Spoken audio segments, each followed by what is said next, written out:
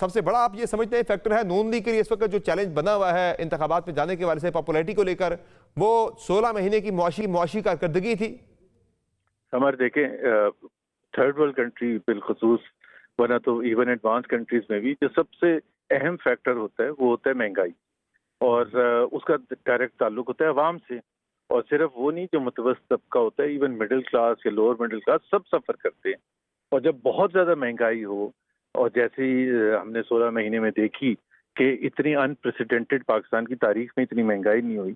30-35% के दरमियान CPI inflation रही, 40% से ऊपर सेंसिटिव प्राइस इंडेक्स रहा। तो जाहिर सी बात है अवाम का तो कुछ उम्र निकलना था।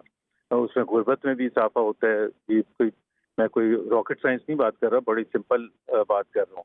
और उसके साथ साथ मईशत जो थी वो सुकड़नी शुरू हो गई जब हालात खराब हुए। अगर आप पूरे साल को देखें फिस्कल ईयर, तो नेगेटिव में थी, -0.17। तो एक तरफ आप इसकी सिंपल सी आपके नाजरीन के लिए कि आपकी इनकम कम हो रही हो और महंगाई बढ़ रही हो, तो किसी भी खानदान के हवाले से देखें या पर्सनल किसी, तो उसके लिए तो जिंदगी बहुत अजाब होगी। So that is the biggest challenge elections में जब जाएंगे, how to convince the people कि जो महंगाई थी, दो चीजें हैं कि एक तो वो क्यों थी, उसका रीजंस जाहिर है बताना पड़ेगा। सिर्फ ये नहीं कि इमरान खान इतनी करके गया था। इमरान खान जब छोड़ के गया था तो 13% थी तकरीबन, तो वहां से 35% की तो एक्सप्लेनेशन देनी पड़ेगी। और दूसरा ये कि हम क्या ऐसा करेंगे जो आने वाले 5 साल में, खासतौर पर first few months and first year में, कि महंगाई की सतह हम नीचे लेके आए।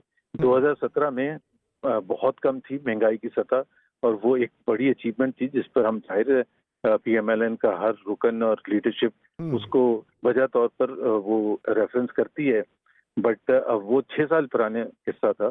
अभी हमें ये बताना पड़ेगा कि वो, क्योंकि उसके असरात आम लोगों पर है ना। तो अभी सर ये 9.5 आगे के वाले से अगर हम बात करें सर, तो जाहिर है इंतखाबात के बाद जो भी हुकूमत बनती है, नून लीग बड़ी इस बात पे बहुत ज़्यादा कॉन्फिडेंट है कि अगली गवर्नमेंट हमारी आ जाएगी। आई डोंट नो वो कॉन्फिडेंस की वजह क्या है, चूंकि पॉपुलैरिटी के वाले से तो बड़े संगीन इस वक्त क्राइसिस का सामना है, पर्टिकुलरली इस महंगाई के इशू की वजह से। जो भी आते हैं उसके बाद क्या आपको ऐसी कैपेबल टीम नून लीग के अंदर नजर आती है कि वो मुल्क को मुआशी बहरान से निकाल सके? चूंकि हमें दोबारा इधर IMF प्राइम के अंदर भी जाना है, बहुत सारी हमने रिफॉर्म्स करनी है, मुआशी रिफॉर्म्स करनी है, हमने इकोनॉमिक रिफॉर्म्स करनी है। वो टीम आपको कैपेबल नजर आ रही है नून लीग के पास, है ऐसी? सबसे पहले तो ये आपने रिफॉर्म्स की बात की कि पाकिस्तान की जो इकोनॉमी है जिस स्टेज पर है ना समर, इसमें आपके पास अब चॉइस खत्म हो चुकी है। अगर आपने वर्ल्ड बैंक की रिपोर्ट भी देखी कि ये सिस्टम बिल्कुल फेल हो गया, डिसफंक्शनल हो गया, and you have to come up with sustained reforms. और रिफॉर्म्स किस में? आपके टैक्स रिफॉर्म, एनर्जी सेक्टर में, जो आपके जो स्टेट इंस्टीट्यूशंस हैं, PIA और ये तमाम, इसकी बदहाली। ये जब तक आप रिफॉर्म्स नहीं करेंगे, रिफॉर्म्स करना आसान काम नहीं होता, इसलिए तो किया नहीं आज तक। वो बड़ा सस्टेन्ड होता है, उसमें बड़ी पेशेंस चाहिए होती है, उसमें बड़े मुश्किल फैसले करने होते हैं। वो करने की जरूरत होगी, और वो IMF आपसे करवाएगा। जब आप IMF प्रोग्राम में जाएंगे वो बहुत सख्त होगा। उसके साथ जो दूसरा हिस्सा है ना, जो इकोनॉमी, ये तो इकोनॉमिक इंडिकेटर्स हैं, तो मैं कहता हूँ कि रिफॉर्म और पैरिश इस वक्त वो सिचुएशन है।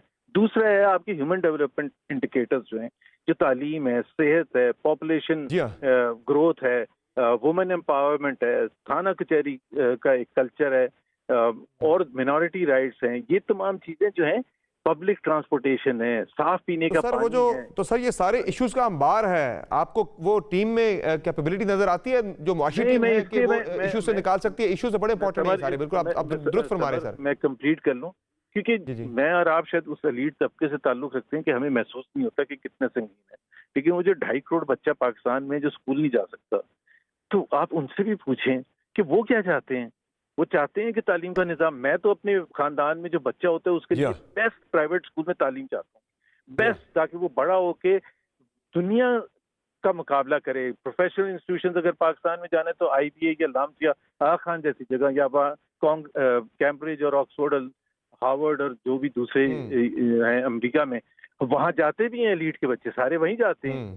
तो उनके लिए तो हमें इतना जब ख्याल है, तो जो दादू मुरीद के सादकाबाद, सियालकोट और इवन लाहौर में जो बच्चा बैठा, जो 75 साल से वो कह रहा है मैं इसका हिस्सा हूँ या नहीं हूँ, इस पाकिस्तान का हिस्सा जिसमें ये इतना ज्यादा ग्रोथ है, एक तो अमीर तबका, एलीट तबका, तो जो फैसला साजी करने वाले हैं उनको एहसास नहीं है। ये मैं आपको फैक्ट बता रहा हूँ। ऐसा ही है जब सर, तक एटलीस्ट बात भी नहीं करते, तो मेरा ख्याल है ये डिबेट होनी चाहिए कि अगर नहीं हुआ और अगर क्या मतलब, ये तो फैक्ट है ना, नंबर्स शो दैट कि आपके जो तो sir this is the right time, sir this is the right time. अवाम को पता होना चाहिए कि भाई किसके पास कैपेबिलिटी है हमारे इन मसाइल के हल की, किसके पास नहीं है। तो जो मैं बात कर रहा था, मिफ्ता इस्माइल साहब पार्टी से अलग हो गए, शाहज़ाद अब्बासी साहब पार्टी से अलग हो गए, आपके बारे में आप भी पार्टी में बिल्कुल मुतहरक नजर नहीं आ रहे, हालांकि पार्टी इंतखाबात की तरफ जा रही है। इसहाक डार साहब अकेले रह गए मुआशी मामलात को लेकर, क्या आपको वो कैपेबिलिटी नजर आ रही है नून लीग की टीम के अंदर के वो मुआशी मसाइल से मुल्क को निकाल सके? I think frankly speaking will have to change a lot, क्योंकि ये जो मैंने चीजें बताई हैं, इसके बगैर कोई है ही नहीं। आटा 10 रुपए बोरी कम करना या चीनी 5 रुपए बोरी कम करना पाकिस्तान को इकोनॉमिक ग्रोथ की तरफ नहीं लेके जाएगा सस्टेन। मतलब इस वक्त तो आपको मैंने बताया ना, नेगेटिव ग्रोथ थी आपका, जो चाहे वो कर्जे हैं वो इतने बढ़ गए हैं, इतनी स्पीड से बढ़ रहे हैं, उसकी इंटरेस्ट पेमेंट ही कोई 8 ट्रिलियन से ऊपर है होगी इस फिस्कल ईयर में। तो कैसे आप चलेंगे? तो सख्त तरीन हालात हैं, और मुझे नहीं पता कि किसी पॉलिटिकल पार्टी के पास उसका हल है, लेकिन अवाम कम से कम ये जो क्या पहला इसहाक डार के पास हल है सर, जो मुआशी जिन्हें जादूगर कहा जाता है कि वो जादूगरी से इन मसाइल पे काबू पा लेंगे? मेरी उनसे बात नहीं हुई इस सिलसिले में, लेकिन मैं ये जरूर कहता हूँ कि पहली चीज होती है एहसास। जो मैं महंगाई की बात कर रहा था ना, एहसास होना चाहिए। हमें हंस के उठ जाना कि जी पीटीआई की वजह से हुआ था, अवाम जो है 25 करोड़ उनके लिए सेटिस्फाई नहीं करता कि किसकी वजह सही से है, हुआ था। उनको सोल्यूशन चाहिए, ऐसा उनको ही है ये सर। यकीन चाहिए कि जी ये जो दौर होगा ये मुख्तलिफ होगा, ये वो दौर होगा जो अवाम के लिए होगा, उन गरीब तबके के लिए होगा। 9.5 करोड़ लोग गुर्बत की लकीर से नीचे हैं। ऐसा आप ही है सर। सोचिए उनका हाल, सोचिए उनको साफ पीने का पानी नहीं मिलता। 40% बच्चा 5 साल की कम उम्र का स्टंटेड है, उसकी नॉर्मल ग्रोथ नहीं है। कैसे पाकिस्तान तरक्की करेगा आगे जाके? I mean there is no question about it. Do we realise it? Do even speak up on these issues, ताकि आवाम ये तो फील करे कि हाँ कोई हमारी बात कर रहा है। अगर हम ये सिर्फ 2-4 बड़े तो लफ्ज सर क्या ये इन चीज़ों का ना होना, सियासी जमातों के अंदर इन इससे डिबेट का ना होना, इन चीज़ों का तरजीहात में ना होना, ये वजह है कि आपने बैक सीट ले ली है पॉलिटिक्स के अंदर, पर्टिकुलरली पीएमएलएन के अंदर? नहीं, ये वजह नहीं है। देखें, उसमें सबकी जिम्मेदारी है, मेरी भी जिम्मेदारी है और आपकी भी जिम्मेदारी है। अगर हमारे पास वॉइस है, हमारे पास एक मीडियम है, जो आप ज़ाहिर है प्रोग्राम करते हैं, मैं अल्लाह का शुक्र है कि जहाँ भी अपनी बात करना चाहूँ कर सकता हूँ। अगर हम ही नहीं आवाज़ उठाएंगे तो फिर कौन उठाएगा आवाज़? तो ये पार्टीबाजी से ऊपर जाके बात करनी पड़ेगी। इसमें कोई वो नहीं है कि पार्टी को लेके जी आप अगर कोई 16 महीने में चीज़ें हुई हैं, जब आप प्राइवेटाइजेशन को ले लेना 16 महीने में, what are the latest steps that the government took? बताना पड़ेगा ना। ये अभी फवाद हसन फवाद कैसे कर रहा है? अभी अफगान ट्रांसिट ट्रेड कैसे सही हो गई है? अभी वो डिस्कोस की परफॉर्मेंस कैसे इंप्रूव हो गई है? अभी डॉलर इतना स्टेबल क्यों हो गया है? स्टॉक मार्केट इतनी ऊपर कैसे चली गई है? एक हिजानी कैफियत से निकाल के आपके सामने एक चीज लेके आए, एंड आई हैव टू से, मैं कोई इतने ऐसे बात नहीं करता, जाहिर है सिविलियन सुप्रीमेसी की बात, लेकिन अगर हम कहें ना माने कि जी army backed caretaker, army chief backed caretaker ने ये सारा वो हिजानी कैफियत से निकाल के ये सारी जो अचीवमेंट्स हैं, ये बड़ी अचीवमेंट्स है। 50 रुपए ओपन मार्केट, पहले एक इंटर बैंक मार्केट आप उठा लें, फिर एक तो सर फिर ये पिछले 16 महीने में नून लीग की गवर्नमेंट क्यों नहीं कर सकी? कैपेबिलिटी का मसला था या विल का मसला था या वीएन का आई मसला थिंक था? नहीं विजन किसी the timing was wrong. I think 16 महीने कोई पीरियड नहीं होता, और एकदम से आपको एक चार मौका मिला। 3 महीने भी सर कोई पीरियड नहीं होता जिसमें इन्होंने सारा कुछ कर दिया। अब आप खुद मान रहे हैं कि इन्होंने कर दिया है। हाँ, उसमें एक जो गलती थी, जो मैं अभी भी कहता हूँ कि ये जो कहते हैं ना नेशनल यूनिटी गवर्नमेंट, या ये सारी चीजें के हाँ। सारे मिल के बैठ के, ये सारे जमहूरियत, ये तो आप उसकी जमहूरियत की नफी कर रहे हैं। जमहूरियत में you need a strong opposition, you need an independent media, you need an independent judiciary, ताकि वो आपके ऊपर तलवार लटकी हो हुकूमत वक्त के ऊपर। अगर सारे ही मिल जाएंगे तो फिर मतलब हवाओं के मसले को कौन उठाएगा?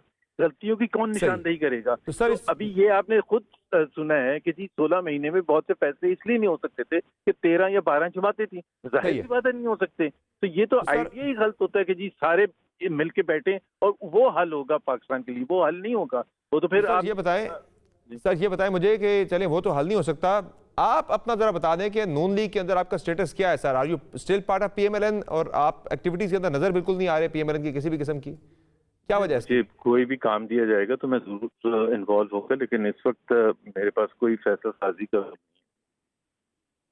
इंतखाबात के मरहले के अंदर भी आप बिल्कुल सर नज़र नहीं आ रहे, बिल्कुल आप कहीं भी मुशावरत के अंदर नहीं आप नजर आ रहे, मीटिंग के अंदर नजर नहीं आ रहे, डिलीवरेटली नहीं आ रहे, या पार्टी ने इन्वाइट नहीं किया? मैं जबरदस्ती तो नहीं जाके घुस सकता, लेकिन अगर मुझे पार्टी कोई वो रोल देगी तो मैं जरूर करूंगा। आप अभी भी तर्जुमान हैं मरीम नवाज साहबा के और मियां नवाज शरीफ के, या अब नहीं है? नहीं जी, नहीं जी। ये कब से नहीं है आप? ये लंबी बहस हो जाएगी, चलें इसको कभी अगली दफा के लिए रखते हैं। और सर एक आर्टिकल छपा है आज आपको कोट करके, काफी बातें छपी हैं आपका एक पूरा इंटरव्यू की सूरत में, आप उसे ऑन करते हैं उन बातों को सर? नहीं, वो उसमें मेरे ख्याल टाइमिंग के भी इनएक्यूरेसीज हैं, और वो बड़ा इंपॉर्टेंट है, टाइमिंग की इनएक्यूरेसीज। उन्होंने ऐसे शो किया, शायद मियां साहब की वो मुलाकात के बाद खराब हो गया था। मेरे बिल्कुल खराब नहीं हो गया था, वो 2020 की बात है। मेरे ताल्लुकात, मैंने अभी आपको बताया कि लास्ट पॉलिटिकल एक्टिविटी जो थी before vote of no confidence, वो महंगाई मकाम मार्च था। मैं तो उस वक्त तक था और शुरू दिन से साथ था। तो वो उसमें आई थिंक वो वाज, और फिर उसमें शायद ऐसे भी तासुर है कि मैं कोई रेगुलर कांटेक्ट में था फौज के साथ, या उनकी लीडरशिप में बिल्कुल भी नहीं ऐसे था।